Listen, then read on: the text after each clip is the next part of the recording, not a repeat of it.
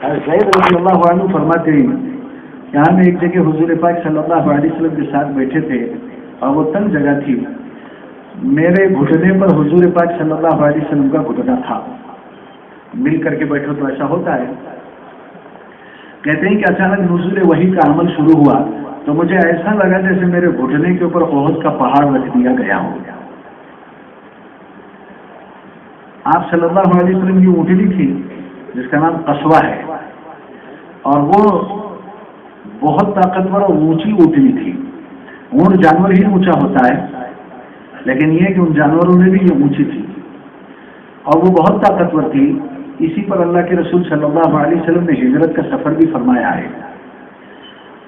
تو راوی یہ کہتا ہے کہ جب آپ صلی اللہ علیہ وسلم اس کے اوپر سوار ہوں اور پھر نزول کا عمل شروع ہو تو وہ اونٹنی کے پیر کپ کپانے لگ جاتے تھے بوجھ کی وجہ سے کہ کہیں وہ گر نہ جائے, اس لیے وہ اونٹنی نیچے بیٹھ جایا کرتی تھی.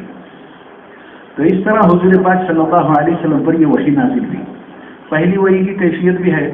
بخاری شریف کی حدیث میں ہے کہ آپ صلی اللہ علیہ وسلم فرماتے ہیں کہ میں غار حرا میں بیٹھا ہوا تھا. آپ کا معمول تھا کہ اپنا کھانا بستر لے کر کے جاتے اور جا کر کے وہاں اللہ اللہ کرتے بیٹھتے. یہ جو اعتکاف ہے یہ اسی زمانے کی سنت ہے اور یہ ہر نبی کی سنت ہے.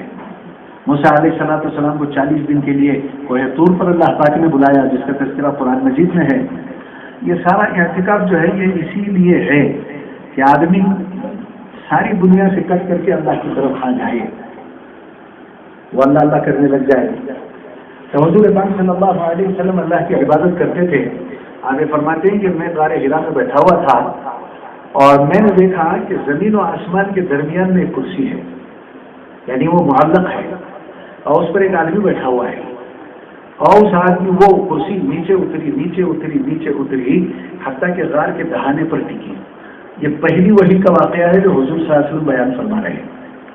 جو آدمی اس پر بیٹھا ہوا تھا کرسی پر, وہ کرسی جب ٹکی تو وہ آ کر کے میرے سامنے بیٹھ گیا اور مجھ سے سٹ کر کے بیٹھا, مجھ سے لگ کر کے بیٹھا.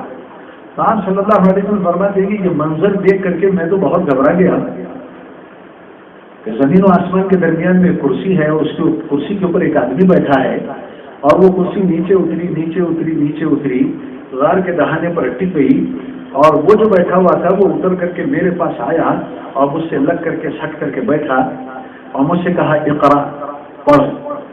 میں نے کہا ما انا بقاری, میں پڑھنا نہیں جانتا ہوں. اس نے مجھے ایسے اپنے سینے سے لگا کر کے دبوچا اور پھر کہا اقرا. میں نے دوبارہ کہا کہ ما انا بقاری, میں پڑھنا نہیں جانتا ہوں. اس نے پھر مجھے اپنے سینے سے لگا کر کے دبوچا اور پھر تیسری مرتبہ پھر کہا اقرا. میں نے کہا کہ ما انا بقاری. پھر اس نے مجھے یہ پڑھایا کہ اقرا باسم ربک الذی خلق خلق الانسان من علق. یہ سورہ علق کی شروع کی یہ 5 آیتیں ہیں. وہ آدمی چلا گیا.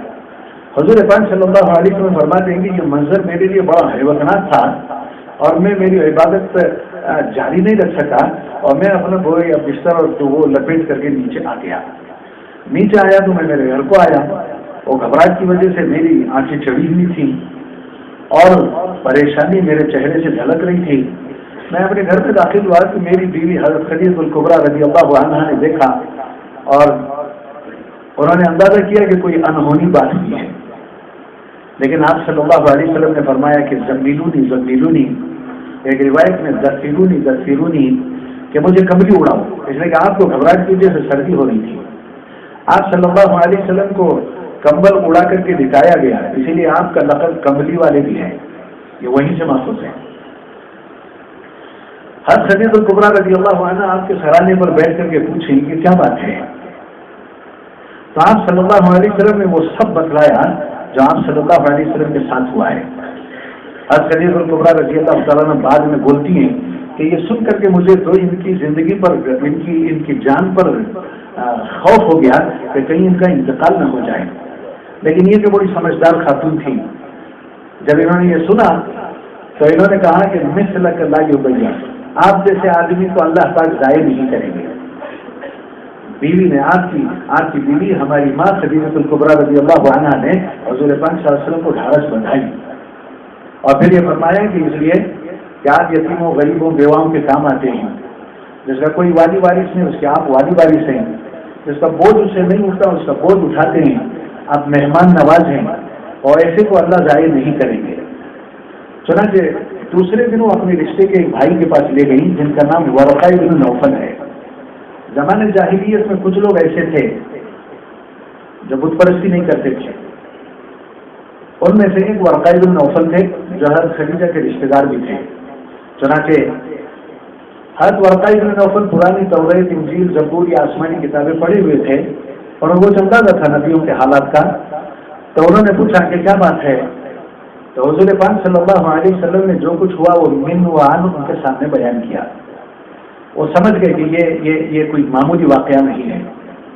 انہوں نے یہ کہا کہ اب تم کو اللہ نے اپنا نبی بنایا ہے، اب تک تم محمد بن عبداللہ تھے لیکن اب تم محمد الرسول اللہ بنائے گئے ہو۔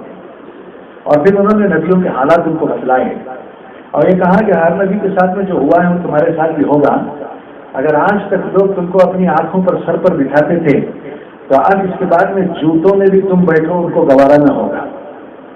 اب تک تم کو وہ اپنے تنٹے جھگڑے میں حکم اور فیصل مانتے تھے تو اب تم کو جھگڑے لگانے والا بولیں گے، تم کو جادوگر بولیں گے۔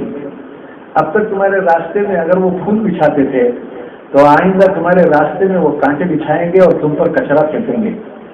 اس پر بس نہیں بلکہ تم کو اپنے شہر سے بھی نکال دیا جائے گا۔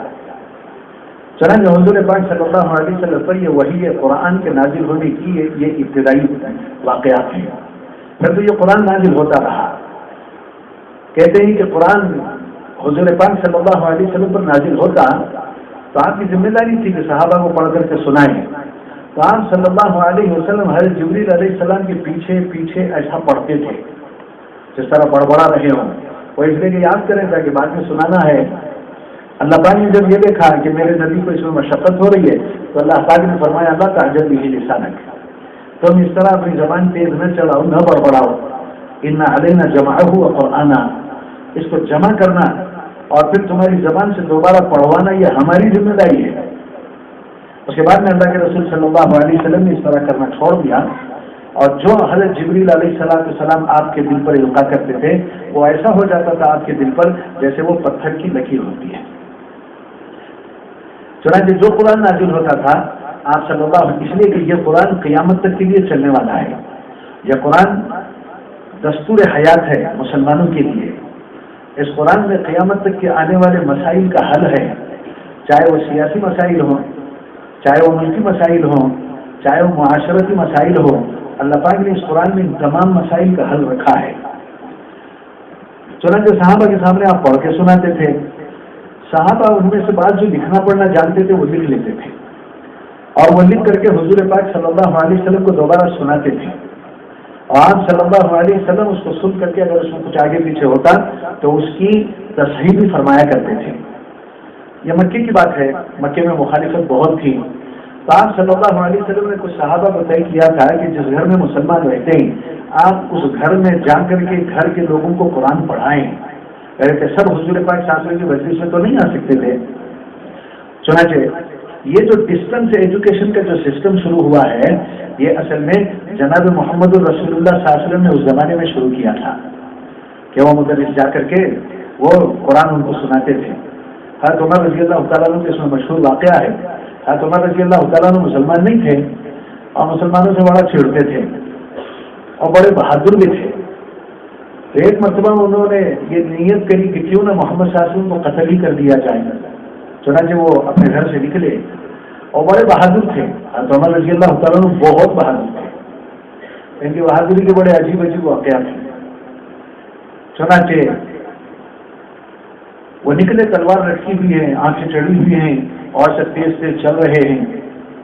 لوگوں نے دیکھا، کسی کو ہمت نہیں ہوئی کہ کیا بات ہے، کیا پوچھے، ہمت نہیں ہوئی، لیکن ایک آدمی جو مسلمان تھے، صحابی تھے، انہوں نے ہمت کر کے پوچھا کہ الی این یا عمر، عمر کہاں جا رہے ہیں؟ انہوں نے کہا کہ اريد قتل محمد صلی اللہ علیہ وسلم، کہ میں محمد صلی اللہ علیہ وسلم کو قتل کی نیت سے نکلا ہوں۔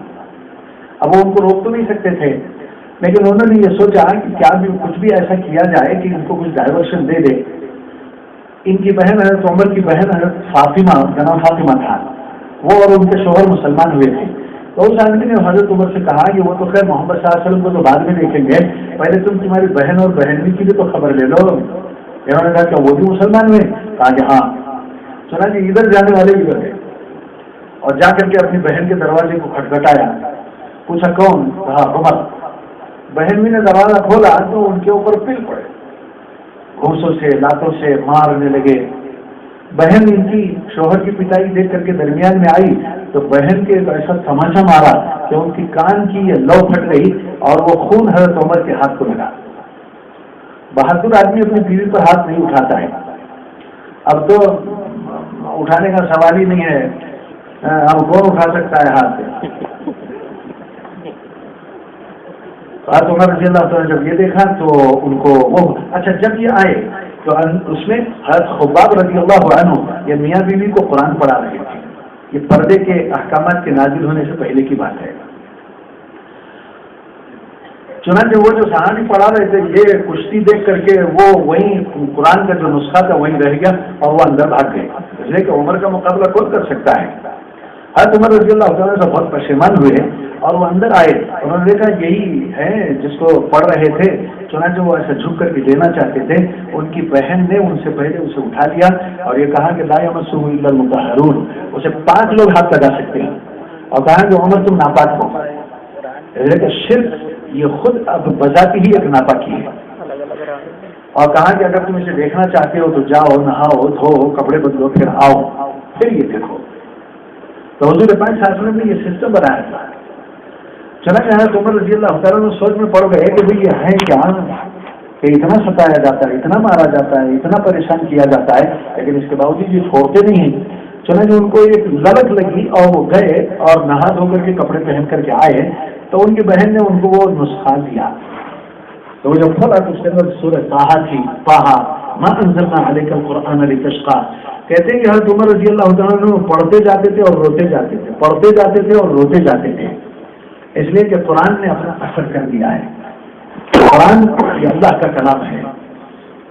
پھر وہ جو صحابی کے خبیب نکل کر کے آئے اور آ کر کے کہنے لگے کہ ابھی کی بات ہے کہ حضور پاک صلی اللہ علیہ وسلم نے آپ کے لیے یا وہ ابو جہل کے لیے دعا مانگی تھی کہ اللہ ان دونوں میں تجھے کون زیادہ پسند ہے اسے اسلام کو عزت عطا فرما. شاید اللہ کے نبی کی دعا تمہارے بارے میں قبول ہوئی ہے. یہ وہاں سے نکلے، حضور پاک صلی اللہ علیہ وسلم کے ساتھ دار ارقم میں تھے اور یہ جو ایسے آ رہے تھے تو کسی نے کہا کہ عمر آ رہے ہیں لیکن ان کے تیور اچھے نہیں دکھتے. اور حمزہ رضی اللہ عنہ تھے، انہوں نے کہا کہ آنے دو، اگر اچھی نیت سے آئے ہیں تو ٹھیک ہے، ورنہ ان کی تلوار سے ان کے گردن مار دیتا. یہ ان کی آمد کی تھی نا وہ یہ حضور کو بھی دی گئی. حضور پاک صلی اللہ علیہ وسلم اپنی جگہ سے اٹھے اور حضرت عمر کے استقبال کے لیے آگے آئے. اتنے میں حضرت عمر رضی اللہ تعالیٰ بھی وہاں تک پہنچے. شاید حضور پاک صلی اللہ علیہ وسلم وہ دروازے میں کھڑے ہوں اور حضرت عمر وہاں کھڑے تھے. وہ جو اپنے گھر سے قتل کرنے کے لیے نکلے تھے حضور پاک صلی اللہ علیہ وسلم کے چہرے کو دیکھ نہیں پا رہے تھے، وہ نیچے زمین کو دیکھ رہے تھے. حضور پاک صلی اللہ علیہ وسلم نے ان کے سراپے کو اوپر سے نیچے تک دیکھا، پھر نیچے سے اوپر تک دیکھا، پھر اوپر سے نیچے تک دیکھا، 3 مرتبہ دیکھا اور قدم آگے بڑھا کر کے ایسا پکڑ کر کے جھٹکا مارا اور یہ کہا کہ اِلَى مَتَى يَا عُمَرُ، اے عمر کب تک اس حالت میں رہے گا؟ حضرت عمر رضی اللہ تعالیٰ عنہ نے اس وقت کہا اشہد ان لا الہ الا اللہ اشہد ان محمد رسول اللہ.